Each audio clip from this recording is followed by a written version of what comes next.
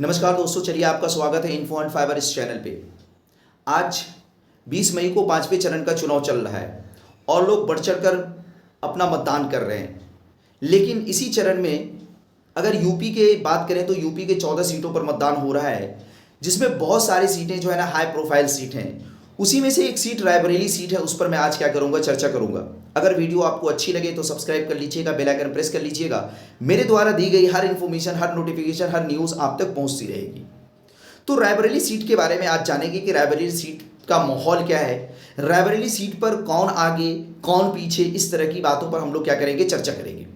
अगर रायबरेली सीट की आप बात करें तो रायबरेली सीट जो है ना वो एक तरह से कांग्रेस का गढ़ रहा है और कांग्रेस के बहुत सारे दिग्गज नेता यहाँ से चुनकर, है ना, हालांकि इंदिरा गांधी, सोनिया गांधी, है ना, कांग्रेस के बहुत बड़े बड़े दिग्गज नेता यहाँ से चुनकर संसद में जा चुके हैं, वो यहाँ से सांसद चुने जा चुके हैं। अगर आप पिछले 3 चुनाव की बात करें, 2009 से आप 2019 तक की बात करें, यानी 2009 की बात करें, 2014 की बात करें, 2019 की बात करें, तो इन 3 चरणों में यहाँ से सोनिया गांधी क्या बनी, संसद बनी। और 2009 में जो है, अगर आप कांग्रेस के वोट शेयर की बात करें तो यहाँ पर उनको 72% वोट मिला था, यानी एक तरफा वोट शेयर था कांग्रेस का। जबकि बीजेपी जो है ना उस समय बहुत ही निचले स्तर पे यहाँ पर 4% वोट शेयर के साथ बीजेपी खड़ी थी 2009 में। अगर आप 2014 की बात करें तो बीजेपी ने जो है ना एक छलांग लगाई और उनका वोट परसेंटेज 21% तक पहुंच गया, जबकि कांग्रेस का वोट शेयर यहां पर घटा। कांग्रेस का जो कि 2009 में 72% था, वो घटकर 2014 में 63% हो गया। और 2019 में अगर आप देखेंगे तो बीजेपी ने और छलांग लगाई, बीजेपी का वोट शेयर यहां पर 38% तक पहुंच गया 2019 में, जबकि कांग्रेस का वोट शेयर घटा और वो कहां पर पहुंच गए, 55% पर पहुंच गए 63 से, जो कि 2014 में 63% उनका वोट शेयर था। लेकिन फिर भी यहां से सोनिया गांधी जीती थी। हालांकि आज जो 5वें चरण में, है ना, यूपी के 14 सीटों पर चुनाव हो रहा है, तो इन 14 सीटों में से 13 सीटें जो थी वो 2019 में बीजेपी ने जीती थी और सिर्फ एक सीट रायबरेली की वो सोनिया गांधी जीती थी। ये कुछ समीकरण था, कुछ हालात थे।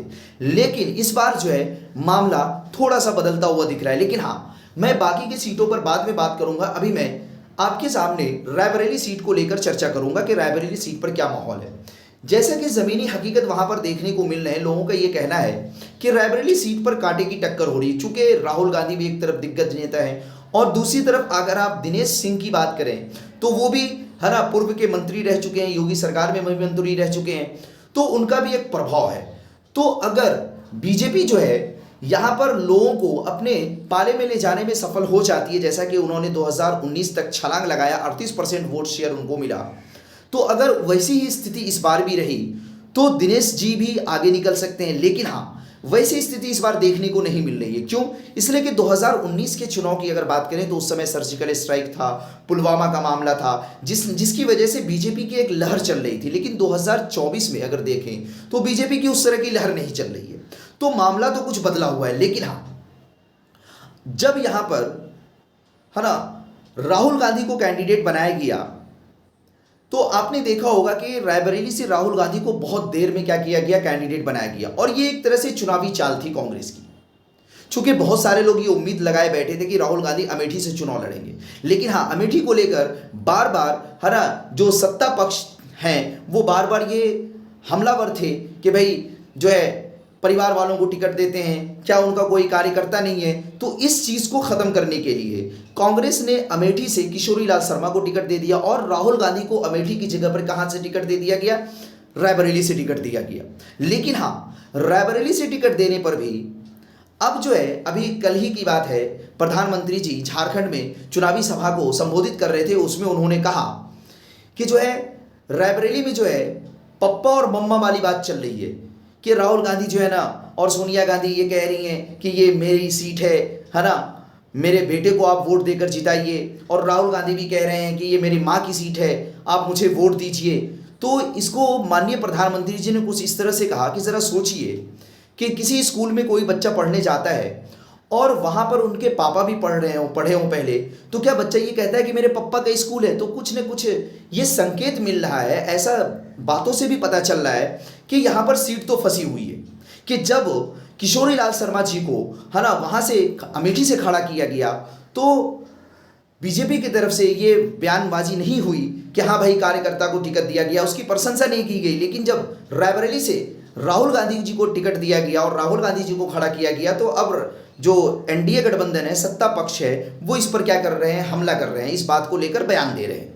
ठीक है, तो ये एक संकेत दिख रहा है कि भाई अमेठी और रायबरेली की सीट अगर देखा जाए तो कहीं ना कहीं ये फंसती हुई दिख रही बीजेपी के लिए। वो तो खैर समय बताएगा, 4 जून को जब हमारे और आपके सामने रिजल्ट आएगा तो हम लोग देखेंगे। लेकिन हाँ, यहाँ का थोड़ा सा समीकरण देख लीजिए कि रायबरेली का समीकरण क्या है। तो अगर रायबरेली के समीकरण की बात करें तो यहाँ पर 34% जो है ना वो दलित वोट बैंक है, दलित का वोट 34% है।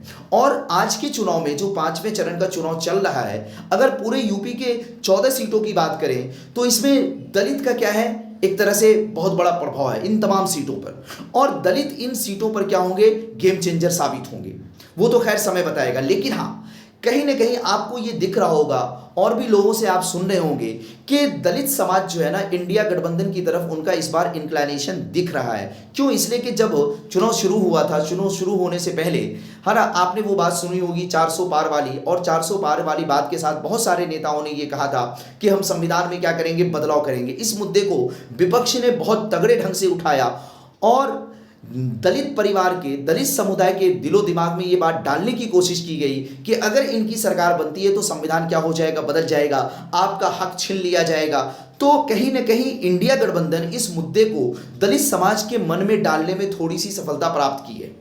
अगर उस दलित समाज का झुकाव होता है, और चूंकि रायबरेली जो है वो कांग्रेस का गढ़ भी रहा है, कांग्रेस का अपना वोट बैंक रहा है, तो आसानी से यहां से राहुल गांधी निकल जाएंगे।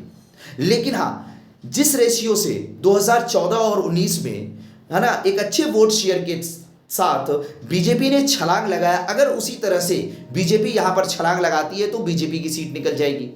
तो खैर ये तो समय बताएगा, समय किसकी तरफ जाता है, समय का चक्र है, उस चीज को हम लोग देखेंगे।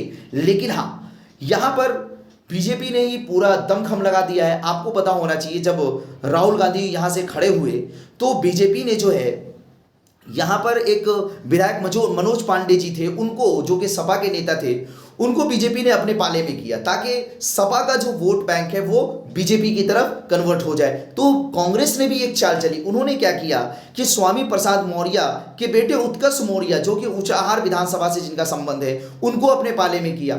तो दोनों तरफ से एक तरह से चाल चली जा रही है। अब देखना यह है कि समय बताएगा कि किसकी चाल भारी पड़ती है और कौन इस चुनावी मैदान में भरपूर लड़ाई लड़ता है और कौन आगे निकलता है और कौन जीतता है, ये वक्त बताएगा। लेकिन हाँ, कहीं ना कहीं समीकरण ये बता रहे हैं कि टक्कर जो है ना बिल्कुल कांटे की टक्कर हो रही है। लेकिन कांग्रेस का पक्ष थोड़ा सा मजबूत दिखाई दे रहा है, चूंकि ये कांग्रेस का गढ़ रहा है, कांग्रेस की पारंपरिक सीट रही है। तो अब इंतजार करेंगे हम लोग है ना 4 तारीख को लेकर कि 4 तारीख को जो है चुनावी जब फैसला आएगा तो ये रायबरेली की सीट किसके हक में जाती है। तब तक के लिए धन्यवाद, शुक्रिया, आपका दिन मंगलमय हो।